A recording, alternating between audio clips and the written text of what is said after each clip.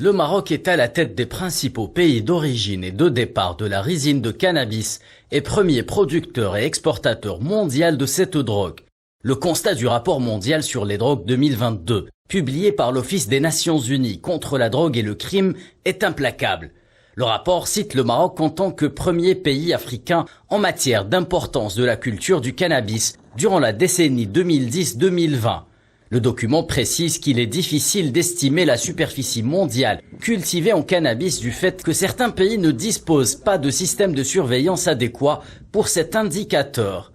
Le rapport onusien signale en outre que la plus grande partie du trafic de résine de cannabis se fait du Maroc vers l'Espagne et de l'Afghanistan vers d'autres pays de l'Asie occidentale, notant que la substance marocaine est également destinée à d'autres pays d'Afrique du Nord vers la Libye, puis à l'Égypte via le Sahel et également transportée par voie maritime à travers la Méditerranée. S'agissant de l'impact de la culture du cannabis sur l'environnement dans la région du Rif au nord du Maroc, le rapport stipule.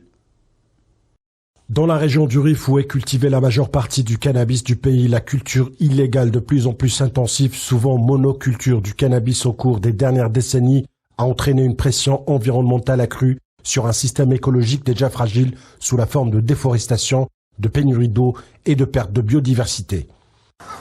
Selon plusieurs spécialistes, l'économie du cannabis constituerait ainsi la principale source de revenus du Rif, voire l'une des premières sources de devises du Maroc.